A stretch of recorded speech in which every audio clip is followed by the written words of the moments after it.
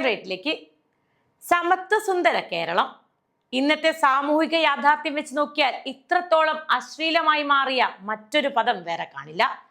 സമീപകാല ഉദാഹരണങ്ങൾ മാത്രം മതി കേരളത്തിൽ സമത്വം എന്ന വാക്കിന് കേരളത്തിന്റെ മേൽക്കോയ്മാബോധം കൽപ്പിച്ചു നൽകിയ അർത്ഥം തിരിച്ചറിയാൻ.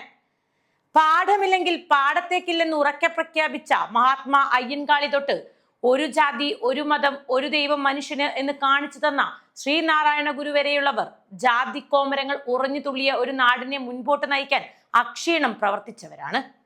എന്നാൽ എത്ര കാലം കഴിഞ്ഞിട്ടും തൊലി നിറവും ജാതിയും മതവും നോക്കി ആളുകളെ തരംതിരിക്കുന്ന സമ്പ്രദായവും ഈ നൂറ്റാണ്ടിലും കാണുന്നു എന്നത് അത്ര നിസ്സാരമല്ല. ഇത്തരമൊരിടത്ത് ഇപ്പോഴും വേടനും ബിന്ദുവും ഒക്കെ വേട്ടയാടലുകൾ നേരിടേണ്ടി വരുന്നു. ദലിതർ സ്ത്രീ കൂടിയാവുമ്പോൾ വിവേചനത്തിന്റെ കാഠിന്യം ഒന്നുകൂടി കൂടുന്നു എന്നനുമാനിക്കാം. പുരുഷ മേധാവിത്വ സമൂഹത്തിൽ നിന്ന് മാറി ചിന്തിക്കാത്തിടത്തോളം കാലം സ്ത്രീ സമൂഹത്തിന്റെ ഏറ്റവും താഴെ ശ്രേണിയിൽ ഉൾപ്പെടുന്നു. കായശക്തി കാണിച്ചും പ്രായം കൊണ്ടും പ്രാപ്തി പറഞ്ഞും അവൻ അവളെ അടിച്ചമർത്തുന്നു. ഈ നൂറ്റാണ്ടിലും ഒരു രാത്രി മുഴുവൻ ചെയ്യാത്ത തെറ്റിന് ഒരു വ്യക്തിക്ക് പോലീസ് സ്റ്റേഷനിൽ കഴിയേണ്ടി വരിക എന്നത് നിസ്സാര കാര്യമല്ല. തൊലിയുടെ നിറം നോക്കി അസഭ്യം പറയുന്ന പോലീസ് ഏമാന്മാർ ഭരണകൂടം എങ്ങനെ ജനങ്ങളെ സേവിക്കുന്നു എന്ന ചോദ്യത്തിനുള്ള ഉത്തരമാണ്. പേരൂർക്കടയിലെ ബിന്ദു എന്ന തൊഴിലാളി സ്ത്രീ നേരിട്ട പീഡനം ഒന്നു മാത്രം മതി ഒരു സർക്കാർ തന്റെ പൗരരെ ഏതൊക്കെ ശ്രേണിയിലാണ് ഉൾപ്പെടുത്തിയിരിക്കുന്നത് എന്ന് മനസ്സിലാക്കാൻ.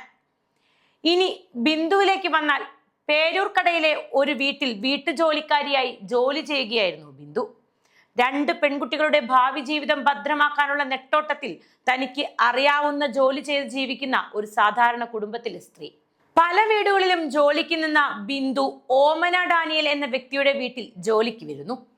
ജോലിക്ക് കയറി അധികം വൈകിയില്ല. വീട്ടുടമ നൽകിയ പരാതിയിൽ പോലീസുകാർ അവരെ കസ്റ്റഡിയിലെടുത്തു. ജോലിയെടുക്കുന്ന വീട്ടിലെ സ്വർണമാല മോഷണം പോയെന്നായിരുന്നു പരാതി. എന്നാൽ കസ്റ്റഡിയിലെടുത്ത സമയം തൊട്ട് താൻ മാല എടുത്തില്ലെന്ന് പല ആവർത്തി പറഞ്ഞിട്ടും ബിന്ദുവിനെ കേൾക്കാൻ പോലും അവർ തയ്യാറായില്ല. കാരണം അവരുടെ നിറവും ജാതിയും വരേണ്യതയ്ക്ക് പുറത്താണ്. അതുകൊണ്ട് തന്നെ ഒരു നടപടിക്രമവും പാലിക്കാതെ ഒരു കുറ്റവാളി കണക്കെ ബിന്ദുവിനെ പോലീസ് പിടിച്ചുകൊണ്ടുപോയി. മാല മോഷണം പോയത് ഏപ്രിൽ 18-നാണ്. വീട്ടുടമ ഓമന പരാതി നൽകുന്നത് ഏപ്രിൽ 23-നും. അതെന്താണ് ഇത്ര വൈകിയതെന്ന ഒരു മറു ചോദ്യവും കേരള പോലീസിന്റെ ഭാഗത്തു നിന്നുണ്ടായില്ല. എന്നു മാത്രമല്ല, ഒരു നടപടിക്രമവും പാലിക്കാതെ ബിന്ദുവിനെ കസ്റ്റഡിയിലെടുത്ത പോലീസ് അവരെ ഒരു രാത്രി മുഴുവൻ ലോക്കപ്പിലിരുത്തി. കസ്റ്റഡിയിലെടുത്തവരെ അപ്പോൾ തൊട്ട് മാലക്കള്ളി എന്ന് വിളിച്ച് അധിക്ഷേപിക്കാൻ തുടങ്ങി. കാര്യമെന്താണെന്ന് കൃത്യമായി അന്വേഷിച്ചറിയേണ്ട പോലീസ് ബിന്ദുവിനെ കൊലപാതകി കണക്ക് വീട്ടിലെത്തിച്ച് തെളിവെടുപ്പ് നടത്തി. വീട്ടിലും നാട്ടിലും പറഞ്ഞു പരത്താവുന്നതിന്റെ അത്രയും അവർ പറഞ്ഞു നടത്തി. അങ്ങനെ ഒരു രാത്രി കൊണ്ട് ബിന്ദു എന്ന ദളിത് സ്ത്രീയെ കള്ളിയാക്കി മാറ്റി. പോലീസ് സ്റ്റേഷനിൽ വെച്ച് ഉദ്യോഗസ്ഥർ വളരെ മോശമായാണ് പെരുമാറിയതെന്ന് ബിന്ദു പറയുന്നു. തന്നെ പ്രതീക്ഷിച്ചിരിക്കുന്ന വീട്ടുകാരെ ഒന്ന് വിവരമറിയിക്കട്ടെ എന്ന ചോദ്യത്തിനുള്ള മറുപടി കണ്ണുരുട്ടലായിരുന്നു. ഭക്ഷണം കഴിക്കാനോ വെള്ളം കുടിക്കാനോ എന്തിന് ഒന്നുറങ്ങാൻ പോലും പിണറായി പോലീസ് അനുവദിച്ചില്ല. തൊണ്ട വരണ്ടപ്പോൾ വെള്ളം ചോദിച്ച ബിന്ദുവിനോട് ടോയ്ലറ്റിലെ വെള്ളം കുടിക്കാൻ ആവശ്യപ്പെട്ടു. വിവരമറിഞ്ഞെത്തിയ ഭർത്താവ് കൊണ്ടുവന്ന ചോറ് തിന്നാനും അവർ ബിന്ദുവിന് സമ്മതിച്ചില്ല. കൂടുതൽ വിളച്ചിലെടുത്താൽ കുടുംബത്തെ മുഴുവൻ അകത്താക്കുമെന്ന് പറഞ്ഞ പോലീസ് ഉദ്യോഗസ്ഥർ അവരുടെ പെൺമക്കൾക്കെതിരെയും അസഭ്യം പറഞ്ഞു. ഒരു ദിവസം മുഴുവൻ ബിന്ദു പോലീസ് സ്റ്റേഷനിൽ കഴിച്ചുകൂട്ടി.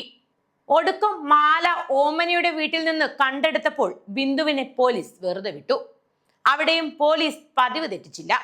ഇപ്പോ എല്ലാം തീർന്നു, ഇനി ഈ പരിസരത്ത് കണ്ടുപോകരുത് എന്ന ഒരു താക്കീതും നൽകിയായിരുന്നു വിട്ടയക്കൽ.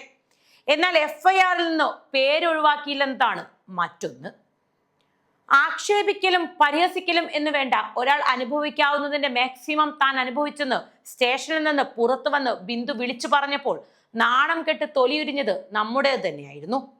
താൻ നേരിട്ട കടുത്ത ജാതി അധിക്ഷേപത്തിനെതിരെ പരാതി കൊടുക്കാൻ ചെന്ന ബിന്ദുവിന് നേരെ ആദ്യമൊക്കെ ചെവി കൊടുക്കാത്ത പോലീസ് പിന്നീട് വിമർശനങ്ങളും പ്രതിഷേധങ്ങളും ഉയർന്നു വന്നപ്പോൾ മുഖം മിനുക്കാൻ SI പ്രസാദിനെ സസ്പെൻഡ് ചെയ്തു. പിന്നീട് പരാതിക്കാരി നിലപാടിൽ ഉറച്ചു നിന്നപ്പോൾ മറ്റൊരു പോലീസ് ഉദ്യോഗസ്ഥനായ പ്രസന്നനെയും സസ്പെൻഡ് ചെയ്തു. തനിക്ക് നേരിട്ട പരാതിയുമായി മുഖ്യമന്ത്രിയുടെ ഓഫീസിലേക്ക് പോയ ബിന്ദുവിന്റെ അപേക്ഷ തുറന്നു നോക്കാൻ പോലും മുഖ്യമന്ത്രിയുടെ പൊളിറ്റിക്കൽ സെക്രട്ടറി മനസ്സു കാണിച്ചില്ലെന്ന് ബിന്ദു സമൂഹത്തോട് വിളിച്ചു പറഞ്ഞു. എന്നാൽ താൻ പ്രശ്നങ്ങൾ ഇടപെട്ടിട്ടുണ്ടെന്നും നടപടിയെടുക്കാൻ ആവശ്യപ്പെട്ടിരുന്നെന്നുമായിരുന്നു മുഖ്യമന്ത്രിയുടെ പൊളിറ്റിക്കൽ സെക്രട്ടറി പി ശശിയുടെ വിശദീകരണം.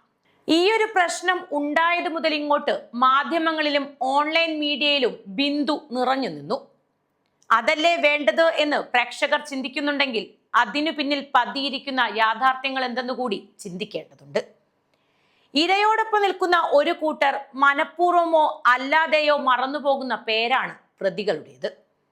ലൈം ലൈറ്റിലേക്ക് ഇരയെ എത്തിക്കുന്ന വാദം പ്രതിയെ മാറ്റി നിർത്തുന്നു. അവരുടെ മുഖം കാണിക്കാനോ അവരെ കുറിച്ചൊന്ന് ഉരിയാടാനോ തയ്യാറാകാത്ത മാധ്യമങ്ങളും ജനങ്ങളും വരേണ്യതയുടെ മൂടുപടം കൊണ്ട് അവരെ പൊതിഞ്ഞു പിടിക്കുന്നു എന്നതാണ് യാഥാർത്ഥ്യം. അതായത് കുലവും ജാതിയും നോക്കി മനുഷ്യനെ സംരക്ഷിച്ചു നിർത്തുന്ന ഒരു പ്രത്യേകതരം സംവിധാനം. ബിന്ദുവിന്റെ കേസിലും ഇതാണ് സംഭവിച്ചത്.